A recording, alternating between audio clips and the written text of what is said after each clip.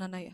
Nebuchadnezzar రాజు ముందంట ఆయన ఇచ్చిన ఆజ్ఞ ఏంటిదంటే, మీరందరూ కూడా నాకు లోబడాలి, నేను వచ్చిన వెంటనే నువ్వు నాకు వంగాలి అని అంటే, ఈరోజు మనం ఏం చేస్తున్నాం తెలుసా అండి? నెబుకద్నెజర్ రాజు ఎవరు అంటే మనకి ఈరోజు మన ఫోనే. ఎప్పుడు చూసినా మనం ఫోన్ ఇలాగ చూస్తామా, లేకపోతే ఇలాగ చూస్తామా? ఒంగొని చూస్తామా, లేకపోతే పైన చూస్తామా చెప్పండి? గా చప్పట్లు కొట్టుంటే ఇలాగా ఇలాగా డిగ్నిఫైడ్గా కొడతా ఉంటాము.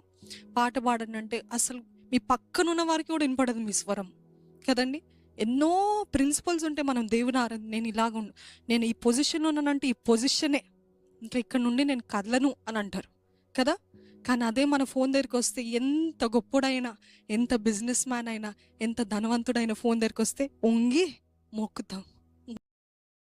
తగ్గించుకోవాల్సింది మీ ఫోన్కి కాదు, మీరు వంగాల్సింది నాకు, నా సన్నిధిలో తగ్గించుకోండి.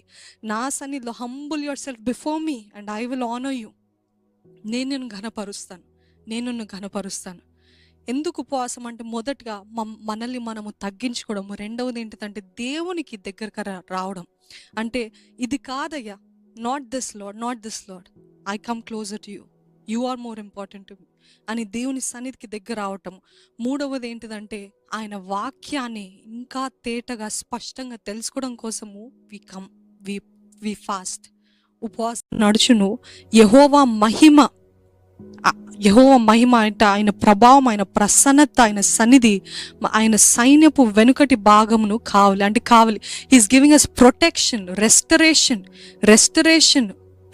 ఇంతవరకు నేను ఆపనయ్యా అని మీరు ఎప్పుడైతే నిటారుగా నిలబడి పట్టుదలతో ప్రార్థన చేస్తారో, అప్పుడు ఆయన జోక్యం చేసుకుంటాడండి, intervention. God will interfere in our lives. You want God to interfere in your lives?